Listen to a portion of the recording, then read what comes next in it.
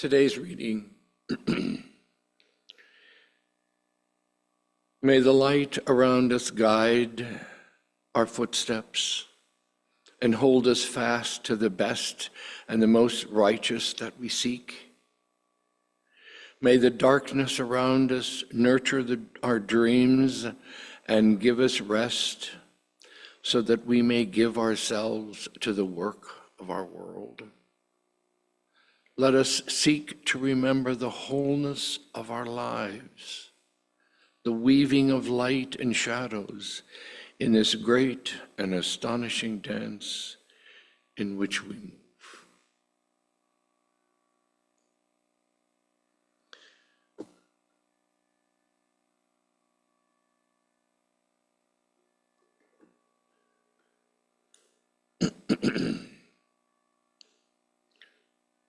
So my homily today is mindfulness for racial healing.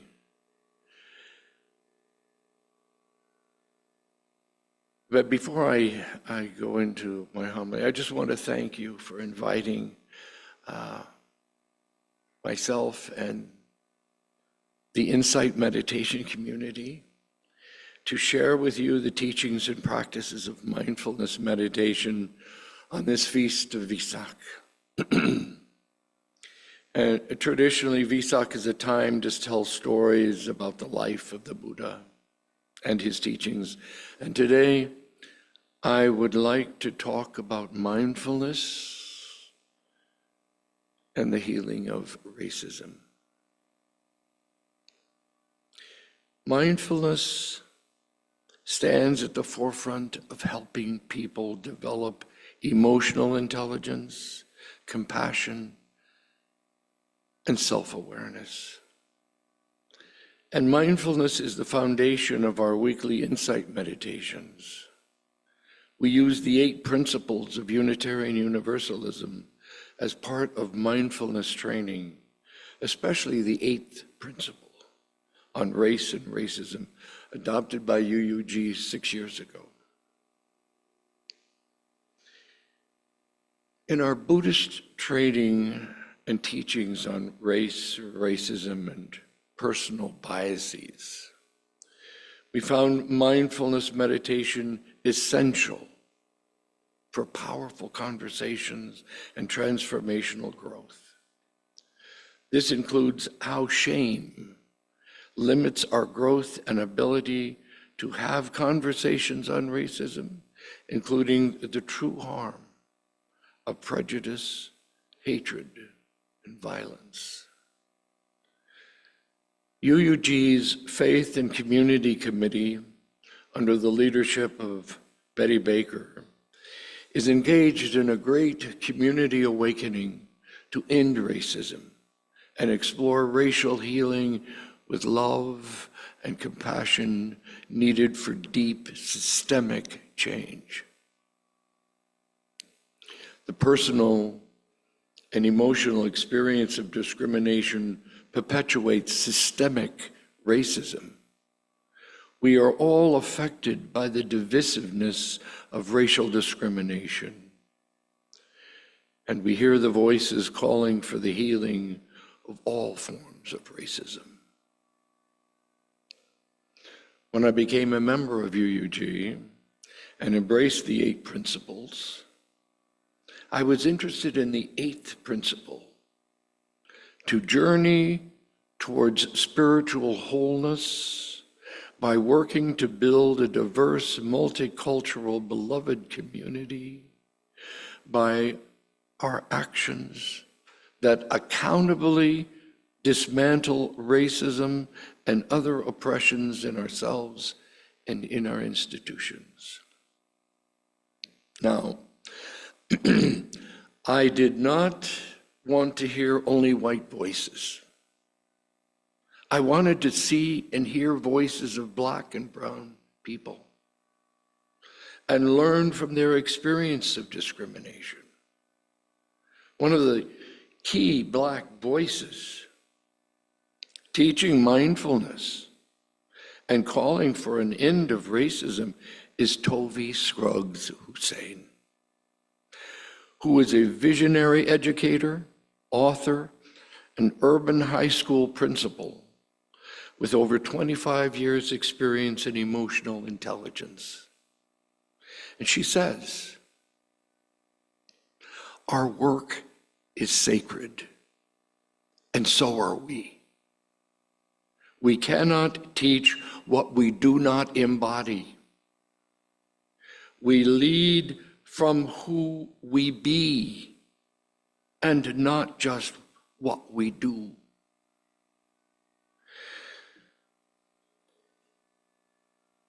In order to transform systemic racism, we must transform ourselves first.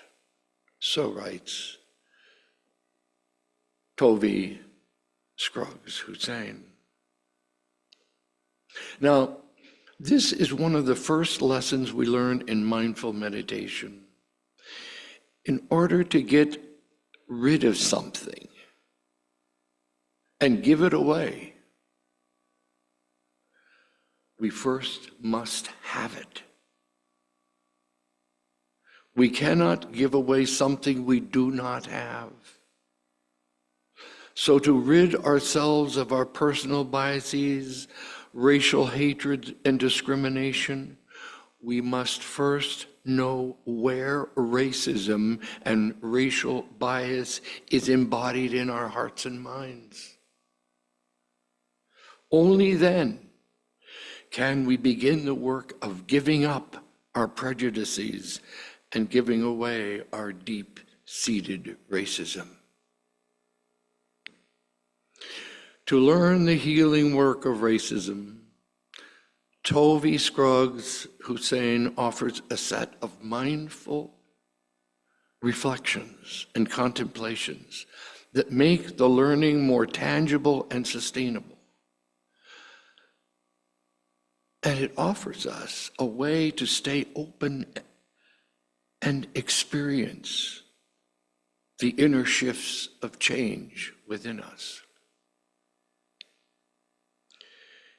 It is through education and instructions that we learn to cultivate opportunities of mindfulness, reflection, unlearning, and vulnerability that nurtures cultural humility and healing.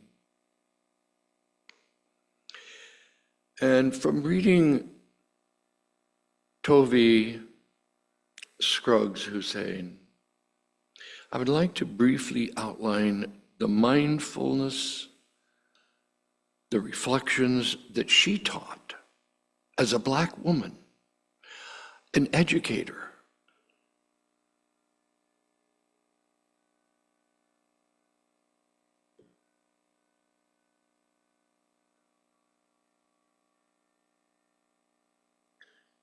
First, well, we use these, what she calls 6 contemplations, 6 reflections of mindfulness with respect to healing racism. And we also use these 6 reflections in our insight meditation. The first one, she says, be mindful of mindfulness meditation. We know deep racial healing requires calm and peaceful bodies and minds. Mindfulness helps us settle and calm the mind and body and improves our ability to allow for discomfort of difficult emotions. Mindfulness meditation actually triggers long-term habit change. The second mindful reflection offered by Tovi Scruggs Hussein is being before doing, she says.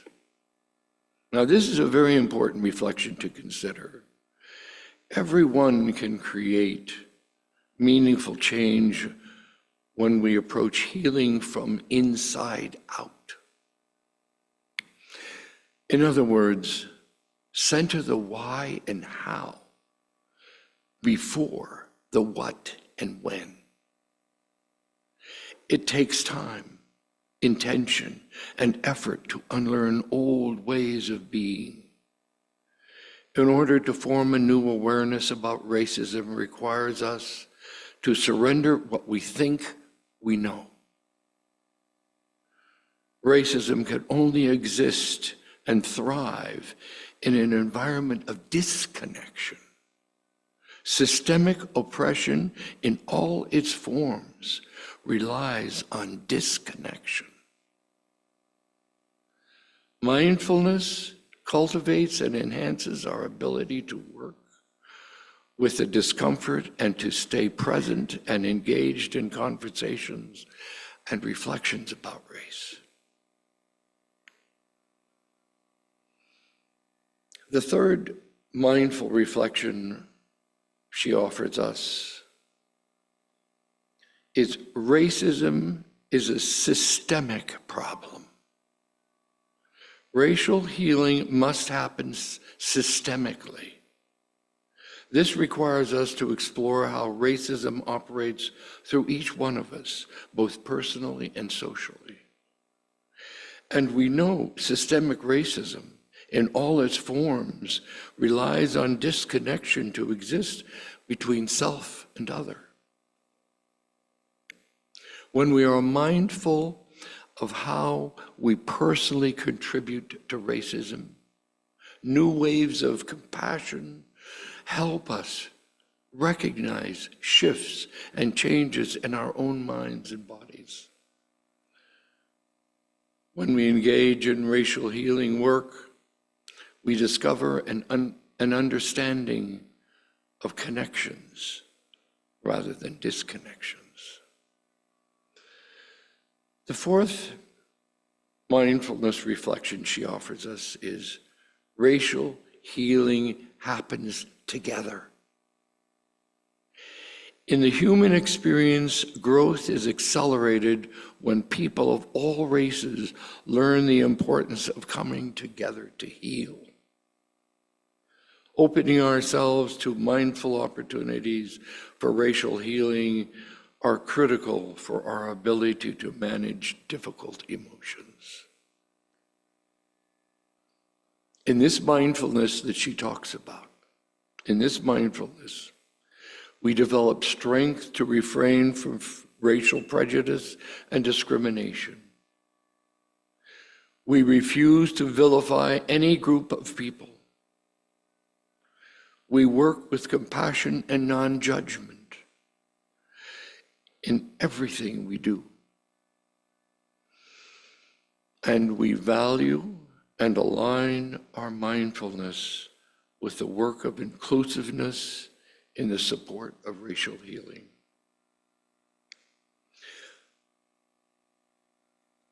The fifth reflection or mindfulness that she offers us is acknowledge your vulnerability and take good care of yourself. Parts of this work, especially for Black, Indigenous people of color, this work can be traumatizing in the context of an already traumatized experience. For white people, the experience of racism can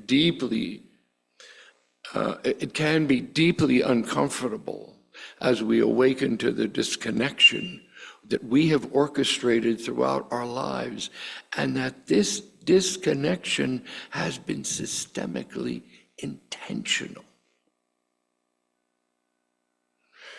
When we meditate, we practice the sacred pause of a deep breath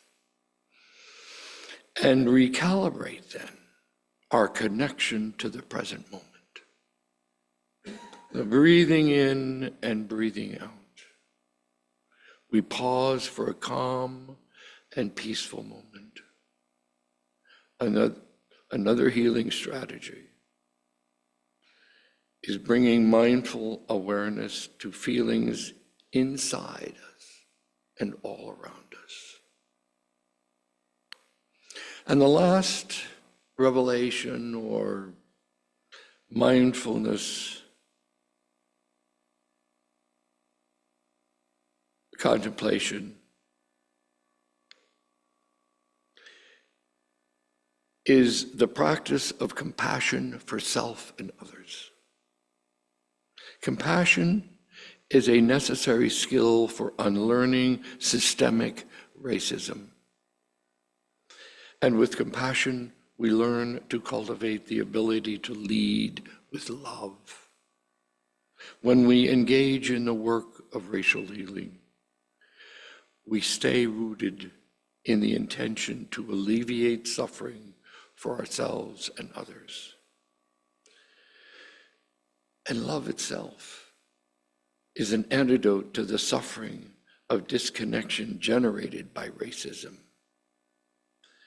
And anchoring to compassion for self and others, it supports our values to keep healthy boundaries and to stay courageous with feedback and what needs to be said in the difficult conversations and interactions in racial healing work.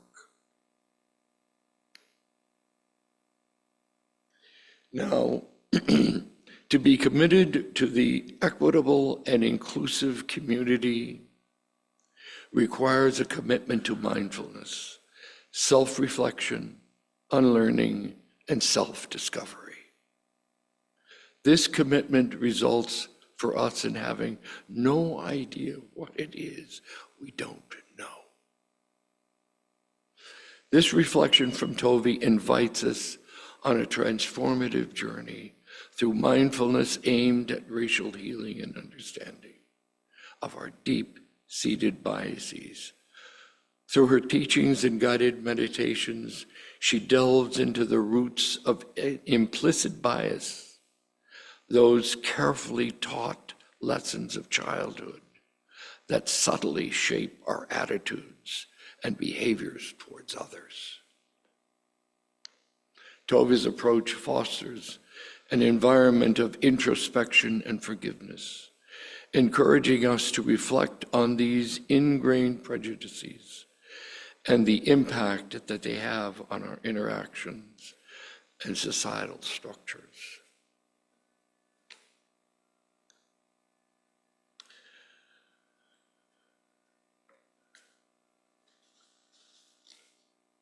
And finally, I invite you to join in Sunday evenings at meditations at UUG's Faith and Community Committee, navigating the critical topics of race and racism, compassion and awareness, striving for a more inclusive and healed community. Specifically with respect to the pledge to end racism, everyone is invited to sign the pledge. I urge you all, if not already done, to sign the pledge.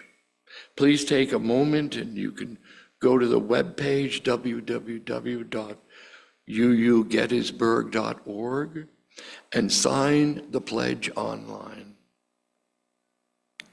This may be your very first reflection to wholeness. And then later this fall, the committee is planning a unity dinner to bring together religious community leaders and the general public for dialogue and racial healing. If you are interested in the work of this committee, please contact Betty Baker.